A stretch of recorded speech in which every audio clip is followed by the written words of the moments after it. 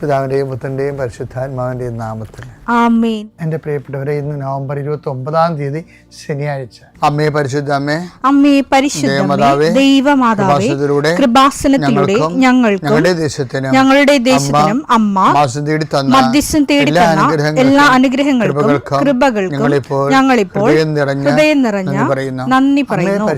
അമ്മേ പരിശുദ്ധമ്മേ ദൈവമാതാവേ, 2004 ഡിസംബർ 7 ഉച്ചകഴിഞ്ഞ് 2:30 കൃപാസനത്തിൽ സംഭവിച്ച അമ്മയുടെ പ്രത്യക്ഷപ്പെടലിനെ കുറിച്ച് തിരുസഭയ്ക്ക് സമർപ്പിച്ചിരിക്കുന്ന പഠനരേഖകളുടെ മേൽ സഭാത്മകമായ പഠനം ആരംഭിക്കുവാൻ ഞങ്ങൾ പ്രാർത്ഥിക്കുന്നു. അമ്മേ പരിശുദ്ധമേ, ഭൂസ്വർലോകങ്ങളുടെ രാജ്ഞിയായ അങ്ങേയ്ക്ക് ഭൗമസംരക്ഷണത്തിനായി പ്രപഞ്ചപ്രകൃതിയെ തന്നെ തിരുസഭ പ്രതിഷ്ഠിക്കുവാൻ ഈ പ്രത്യക്ഷീകരണം വഴി ഇടയാക്കണമേ. പരിശുദ്ധമേ, ജപമാല മാതാവേ, സകല കൃപാസനം പ്രാർത്ഥനയോടും ചേർത്ത്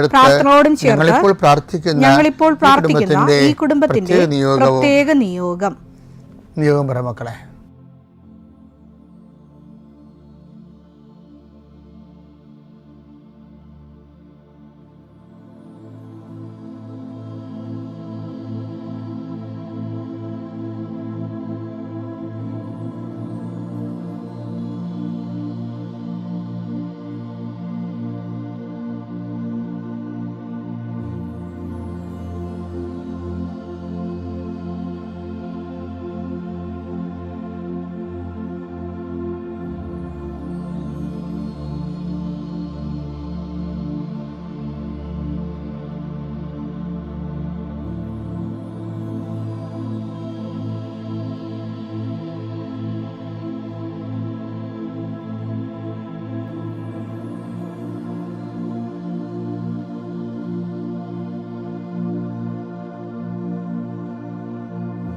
അമ്മയുടെ പ്രത്യക്ഷീകരണത്തിന്റെ ഈ അനുഗ്രഹവേളയിൽ ഞങ്ങൾക്ക് സാധിച്ചു തരുവാൻ കനിയണമേ. ആമേൻ. വിശ്വാസ പ്രമാണം. സർവശക്തനായ പിതാവും ആകാശത്തിന്റെയും ഭൂമിയുടെയും സൃഷ്ടാവുമായ ദൈവത്തിൽ ഞാൻ വിശ്വസിക്കുന്നു. അവിടുത്തെ ഏകപുത്രനും ഞങ്ങളുടെ കർത്താവുമായ ഈശോ മിശിഹായിലും ഞാൻ വിശ്വസിക്കുന്നു. ഈ പുത്രൻ പരിശുദ്ധാത്മാവിനാൽ ഗർഭസ്ഥനായി കന്യകാമറിയത്തിൽ നിന്ന് പിറന്ന് പൊന്തിയോസ് പീലാത്തോസിന്റെ കാലത്ത് പീഡകൾ സഹിച്ച് കുരിശിൽ തറയ്ക്കപ്പെട്ട് മരിച്ച് അടക്കപ്പെട്ട് പാതാളങ്ങളിൽ ഇറങ്ങി മരിച്ചവരുടെ ഇടയിൽ നിന്ന് 3-ാം നാൾ ഉയർത്ത് സ്വർഗത്തിലേക്ക് എഴുന്നള്ളി സർവശക്തിയുള്ള പിതാവായ ദൈവത്തിന്റെ വലതുഭാഗത്തിരിക്കുന്നു. അവിടെ നിന്ന് ജീവിക്കുന്നവരെയും മരിച്ചവരെയും വിധിക്കുവാൻ വരുമെന്നും ഞാൻ വിശ്വസിക്കുന്നു. പരിശുദ്ധാത്മാവിലും ഞാൻ വിശ്വസിക്കുന്നു. വിശുദ്ധ കത്തോലിക്കാ സഭയിലും പുണ്യവാന്മാരുടെ ഐക്യത്തിലും പാപങ്ങളുടെ മോചനത്തിലും ശരീരത്തിന്റെ ഉയർപ്പിലും നിത്യമായ ജീവിതത്തിലും ഞാൻ വിശ്വസിക്കുന്നു. ആമേൻ. സുഖസ്ഥനായ ഞങ്ങളുടെ പിതാവേ, അങ്ങയുടെ നാമം പൂജിതമാകണമേ. അങ്ങയുടെ രാജ്യം വരണമേ. അങ്ങയുടെ തിരുമനസ് സ്വർഗത്തിലെ പോലെ ഭൂമിയിലും ആകണമേ. അന്നു വേണ്ടുന്ന ആഹാരം ഇന്ന് ഞങ്ങൾക്ക് തരണമേ. ഞങ്ങളോട് തെറ്റ് ചെയ്യുന്നവരോട് ഞങ്ങൾ ക്ഷമിക്കുന്നത് പോലെ ഞങ്ങളുടെ തെറ്റുകൾ ഞങ്ങളോടും ക്ഷമിക്കണമേ. ഞങ്ങളെ പ്രലോഭനത്തിൽ ഉൾപ്പെടുത്തരുതേ, തിന്മയിൽ ഞങ്ങൾ രക്ഷിക്കണമേ. ആമേൻ. നന്മ നിറഞ്ഞ മറിയമേ, സ്വസ്തി. കർത്താവ് അങ്ങയുടെ കൂടെ സ്ത്രീകളിൽ അങ്ങ് അനുഗ്രഹിക്കപ്പെട്ടവളാകുന്നു. അങ്ങയുടെ ഉദരത്തിൻ ഫലമായി ഈശോ അനുഗ്രഹിക്കപ്പെട്ടവനാകുന്നു. പരിശുദ്ധ മറിയമേ, തമ്പുരാന്റെ അമ്മേ, പാപികളായ ഞങ്ങൾക്ക് വേണ്ടി ഇപ്പോഴും ഞങ്ങളുടെ മരണസമയത്തും തമ്പുരാനോട് അപേക്ഷിക്കണമേ. ആമേൻ. കർത്താവേ, നിന്റെ ഉന്നതമായ നാമത്തിന് സ്വസ്ഥം ചെയ്യുന്നു. കർത്താവേ, നിന്റെ വിശുദ്ധ പൗരോഹിത്യത്തെ മഹത്വപ്പെടുത്തണമേ. കർത്താവേ, സഭയിലുള്ള സാന്നിധ്യം ദൃഢമാക്കണമേ.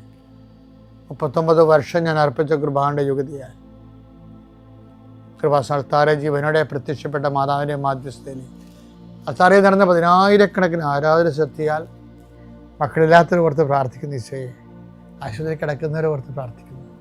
ഓരോ ബിസിനസ് ചെയ്തിട്ട് തകർന്നു പോകുന്നവരെ കർത്താവ് ഇന്നെങ്കിലും 10 പൈസ കിട്ടുക ഈശോയെ, കച്ചവടം ചെയ്തിട്ട് നിവൃത്തിയില്ലാതിരിക്കുന്നവരുണ്ട്.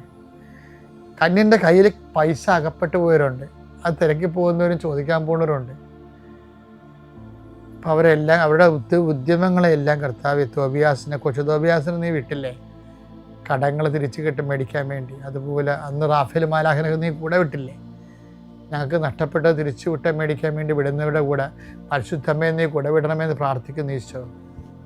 കർത്താവേ, ജീവിതമാർഗം മുട്ടിപ്പോയവരുണ്ട്, വീട് സ്ഥലവും ഇല്ലാത്തവരുണ്ട്, വിവാഹം ഒത്തുവരാത്തവരുണ്ട്, മക്കൾ ദുർനടപ്പിൽ പോയിട്ട് വേദനിക്കുന്നവരുണ്ട്. എല്ലാ മേഖലകളിലും എന്തെല്ലാം വേദന നീ അനുഭവിക്കുന്നുണ്ടോ അവിടെ എല്ലാം ഈ ദിവസം കർത്താവ് നിന്നെ ആശീർവദിക്കട്ടെ. നീ കണ്ടുമുട്ടുന്ന വ്യക്തികളെ കർത്താവ് ആശീർവദിക്കട്ടെ. നീ ഒപ്പിടുന്ന രേഖകളെ കർത്താവ് ആശീർവദിക്കട്ടെ. നീ ലോൺ എടുക്കാൻ പോവുകയോ സാമ്പത്തിക വിഷയങ്ങൾ സംസാരിക്കാൻ പോവുകയോ ചെയ്യുന്ന ഇടങ്ങളിൽ കർത്താവ് നിനക്ക് തുണ വരട്ടെ. എൻ്റെ കർത്താവിൻ്റെ ഉന്നതമായ നാമത്തിൽ, സഭയുടെ അധികാരത്തിൽ, കുരിശിൻ്റെ അടയാളത്തിൽ ഇനി ഇന്നത്തെ ദിവസം നീ പോകുന്ന എല്ലാ ഇടങ്ങളിലും നിൻ്റെ കർത്താവ് നിന്നെ സന്ധിക്കട്ടെ. നിത്യം പിതാവും പുത്രൻ പരിശുദ്ധാത്മാവുമായ സർവീശ്വര എന്നേക്കും ആമേൻ. എൻ്റെ മക്കളെ, പിന്നെ നമ്മൾ കോൾ ടു ഇൻറ്റിമസി എന്നുള്ള ജനറൽ ചാപ്റ്ററിൻ്റെ ഭാഗമായിട്ട് അച്ഛൻ ഈ ഇൻറ്റിമസി എങ്ങനെ കർത്താവുമായിട്ടുള്ള വർദ്ധിപ്പിക്കാൻ പറ്റും, അതിന് അനുദിന അനുഭവങ്ങളെയും സംഭവങ്ങളെയും എങ്ങനെ അതിനുവേണ്ടി അർത്ഥവത്തായിട്ട് ഉപയോഗിക്കാൻ പറ്റും എന്നുള്ളതിനെക്കുറിച്ചാണ് നമ്മൾ രാവിലെ ഈ ആഴ്ചകളെല്ലാം ഈ ദിവസങ്ങളെല്ലാം ചിന്തിച്ചത്. ഇന്ന് ഞാൻ നിങ്ങളോട് പറയാൻ ഉദ്ദേശിക്കുന്നത്, ഈ ദൈവത്തെ ബോധ്യപ്പെടുത്തേണ്ട ഒരു കാര്യമുണ്ട്. ദൈവത്തെ ബോധ്യപ്പെടുത്തണം.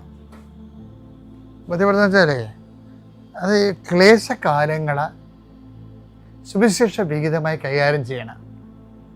ക്ലേശകാലങ്ങൾ നമ്മളെ നിലനിർത്തുന്നത്, നിത്യമായി നിലനിർത്തണമെല്ലാം ക്ലേശകാലങ്ങളായിരിക്കുകയെ. ഇപ്പം നമ്മൾ ഈ മഴയും തോരാതിരുന്നിട്ടില്ലെന്നൊക്കെ പറഞ്ഞ് നമ്മൾ പാടത്തില്ലേ. അപ്പം മഴ തോരണമെന്ന് നമ്മൾ ആഗ്രഹിക്കുന്നുണ്ട്, എപ്പോഴായാലും തോരുമെന്ന് നമ്മൾ പ്രതീക്ഷിക്കുന്നുണ്ട്. പക്ഷേ ഈ മഴക്കാലമാണ് ശരിക്കും പറഞ്ഞാൽ ഞങ്ങൾ 80കളിലൊക്കെ കേരളം എൻ്റെ ജീവിതത്തിൽ ആദ്യമായിട്ടും കേരളം മരുഭൂമിയായി കാണുന്നത് 80കളിലാണ്.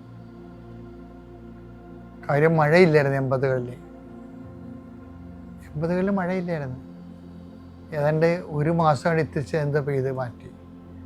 പക്ഷേ നമ്മുടെ തെങ്ങുകളുടെ അണ്ടമെല്ലാം തെറിച്ചു പോയി. അതിന് ശേഷമാണ് പിന്നെ മണ്ടരി വന്നത്. മഴയില്ലാഞ്ഞ കാലത്തിന് ശേഷം തെങ്ങിൻ്റെ അണ്ടമെല്ലാം തെറിച്ചു പോയി. കാര്യം തെങ്ങെന്ന് പറയുന്നത് പ്രത്യേകം വാട്ടർ റീഡ്സ് ഉള്ള സാധനമാണ്. വെള്ളം കൊണ്ടാണ് ജീവിക്കണത് തെങ്ങും വാഴയൊക്കെ. അപ്പോൾ ആ ദിവസം ആ കൊല്ലം മഴയില്ലാഞ്ഞ കാരണം തെങ്ങിൻ്റെ അണ്ടങ്ങളെല്ലാം തലതെറിച്ചു പോയി. പിന്നെ അത് വെള്ളമൊക്കെ കിട്ടി വളർന്നു വന്നപ്പോൾ അതിൻ്റെ പ്രതിരോധ ശേഷി പോയി. അങ്ങനെയാണ് മണ്ടരി വന്നത്. 84-85 കാലഘട്ടങ്ങളിലാണ് പിന്നെ മണ്ടരി രോഗം വന്നത്. അപ്പോൾ ഈ വരൾച്ചയുമായിട്ട് മഴയുമായിട്ടൊക്കെ ഇതിനൊക്കെ ബന്ധമുള്ളതാണ്. പക്ഷെ അങ്ങനൊരു പഠനമൊന്നും നടന്നിട്ടില്ല. നടക്കേണ്ടതായിരുന്നെന്നാണ് ഇപ്പോൾ എനിക്ക് തോന്നുന്നത്. അപ്പോൾ ഈ മഴ, അതുപോലെ തന്നെ ആധ്യാത്മിക ജീവിതത്തിലും മഴക്കാലം എന്ന് പറയുന്ന ക്ലേശകാലമില്ലേ, അതാണ് പ്രതിരോധം തരണം നമുക്ക്. മഴക്കാലം ഇല്ലാതെ വേനൽക്കാലം മാത്രമായപ്പോൾ പിന്നീട് അതിജീവിച്ചു വന്നപ്പോൾ മണ്ടരിയായിപ്പോയില്ലേ, പ്രതിരോധം പോയി.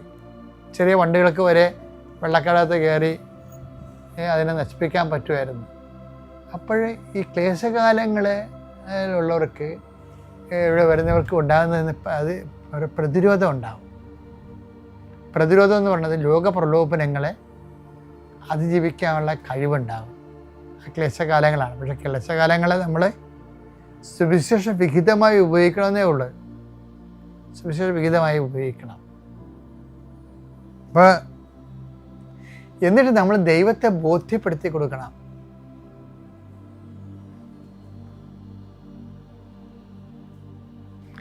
ദൈവത്തെ, അത് ക്ലേശകാലങ്ങളെ നമ്മൾ എങ്ങനെയാണ് നമ്മൾ ഓഡിറ്റ് ചെയ്തത്, അക്കൗണ്ട് ചെയ്തത്, ക്ലേശകാലങ്ങളിൽ എന്ത് നേട്ടം നമ്മൾ ഉണ്ടാക്കിയെന്നുള്ളത്. ക്ലേശകാലങ്ങളിൽ നേട്ടം മാത്രമേ ഉണ്ടാക്കാൻ പറ്റത്തുള്ളൂ. ആധ്യാത്മിക ജീവിതത്തിൽ ഏറ്റവും വലിയ പ്രശ്നം അതാണ്. ക്ലേശകാലങ്ങളിൽ കോട്ടം ഉണ്ടായിക്കഴിഞ്ഞാൽ അത് ബ്രാൻഡഡ് ആകും. ക്ലേശകാലങ്ങളിൽ നേട്ടമേ ഉണ്ടാക്കാൻ പറ്റും. ആധ്യാത്മിക ജീവിതത്തിൽ നേട്ടമേ ഉണ്ടാക്കാൻ പറ്റത്തുള്ളൂ. അതുകൊണ്ടാണ് ഈശോ പറയണത്, അവൻ തീവ്രവേദന മുഴുകി, പക്ഷെ എന്ത് ചെയ്ത്, അവൻ പ്രാർത്ഥന കുറച്ചെന്നല്ല പറയണത്, അവൻ കൂടുതൽ തീക്ഷ്ണമായി പ്രാർത്ഥിച്ചു. ലൂക്ക 22:44 അവൻ തീവ്രവേദനയിൽ മുഴുകി. കണ്ട ക്ലേശകാലം അവൻ തീവ്രവേദനയിൽ മുഴുകി. കൂടുതൽ തീക്ഷ്ണമായി പ്രാർത്ഥിച്ചു. അതാണ് പ്രശ്നം. ഇപ്പം ദൈവത്തിൻ്റെ മനസ്സിരിപ്പും ചെയ്യേണ്ട കാര്യങ്ങൾ ഇറ്റ് ഈസ് എക്സ്പ്ലെയിൻഡ് ദെയർ.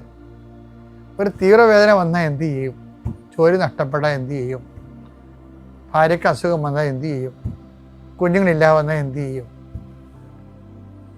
വീട്ടിലെ സാമ്പത്തിക കടം എന്തായാലും എന്ത് ചെയ്യും? അപ്പോൾ എന്താ സാധാരണ ആൾക്കാർ ചെയ്യണത്? അതുകൊണ്ട് തന്നെ അവർ കുർബാന മുടക്കും, പ്രാർത്ഥന മുടക്കും. അങ്ങനെയല്ല ആൾക്കാർ ചെയ്യണത്. അതാണ് ഈ ഓഡിറ്റിംഗ് ടൈം എന്ന് പറയുന്നത്. അതായത് 90% ആൾക്കാരും കർത്താവിൻ്റെ പുസ്തകത്തിൻ്റെ പേര് വെട്ടിക്കളണം ഈ കാലത്താണ്. ദൈവത്തിൻ്റെ സ്റ്റാൻഡേർഡ് ഇൻസ്ട്രക്ഷൻ നമുക്ക് തന്നിരിക്കണ സ്റ്റാൻഡ് ബൈ ഇൻസ്ട്രക്ഷൻ ഇല്ലേ? എന്താണ്? തീവ്രവേദന മുഴുകുമ്പോൾ കൂടുതൽ തീക്ഷ്ണമായി പ്രാർത്ഥിക്കണം. അപ്പം അതിൻ്റെ അകത്ത് ഒരു പോയിന്റെങ്കിലും തീക്ഷ്ണത കുറഞ്ഞു പോയി കഴിഞ്ഞാൽ ബ്രാൻഡഡ് ആവും. കോൾ ടു ഇൻറ്റിമസി എന്ന് പറഞ്ഞ വലിയ സബ്ജക്റ്റിൻ്റെ ഓരോ ഭാഗങ്ങൾ അച്ഛൻ പറയണത്. ഇത് ഏതെങ്കിലും പുസ്തകം നോക്കി പറഞ്ഞതല്ല.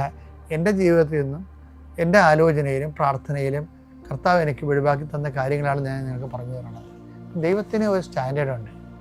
തീവ്രവേദന വന്നാൽ ദൈവത്തിൻ്റെ നിർമ്മലൻ എന്താ ചെയ്യേണ്ടത്? ദൈവത്തിൻ്റെ ദാസൻ എന്താണ് ചെയ്യേണ്ടത്? അവൻ കൂടെ തീക്ഷ്ണമായി പ്രാർത്ഥിക്കണം. എന്തെങ്കിലും തരത്തിൽ തീക്ഷ്ണത കുറഞ്ഞു പോയാൽ അപ്പം തന്നെ അത് ബ്രാൻഡഡ് ആകും. കാര്യം എന്താ വെച്ച് കഴിഞ്ഞാൽ തീവ്രവേദന കാലം എന്ന് പറയുന്നത് തന്നെ ഈ വിഷയം നമ്മൾ കൂടുതൽ തീക്ഷ്ണമായി പ്രാർത്ഥിച്ചിട്ട് നമ്മുടെ ആധ്യാത്മിക പോഷണത്തിൻ്റെ റെക്കോർഡ് ഉണ്ടാക്കുന്ന ഒരു കാലമാണ്. അത് നമ്മൾ വളരെ ശ്രദ്ധിക്കണം. അവിടെ എപ്പോഴും പ്രാർത്ഥിക്കണം. കർത്താവേ തീവ്രവേദന കാലം ഉണ്ടായാൽ, തീവ്രവേദനയുടെ കാലം ഉണ്ടായാൽ അല്പം പോലും വിശ്വാസം കുറയാതെ, അല്പം പോലും പ്രാർത്ഥനയുടെ എരിവ് കുറയാതെ, പ്രാർത്ഥിക്കാൻ, കൂടുതൽ തീക്ഷ്ണതയോടെ പ്രാർത്ഥിക്കാൻ അങ്ങേപ്പോലെ എന്നെ സഹായിക്കണമേ.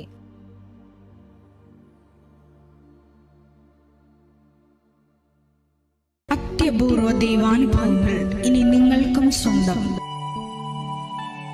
ഈ യൂട്യൂബ് ചാനൽ ഇതുവരെ സബ്സ്ക്രൈബ് ചെയ്തിട്ടില്ലെങ്കിൽ ഇപ്പോൾ തന്നെ സബ്സ്ക്രൈബ് ചെയ്യുക. ഈ വീഡിയോ ഇപ്പോൾ തന്നെ നിങ്ങളുടെ സുഹൃത്തുക്കൾക്ക് ഷെയർ ചെയ്തുകൊണ്ട് കർത്താവിന്റെ പ്രേക്ഷിതരാകുക.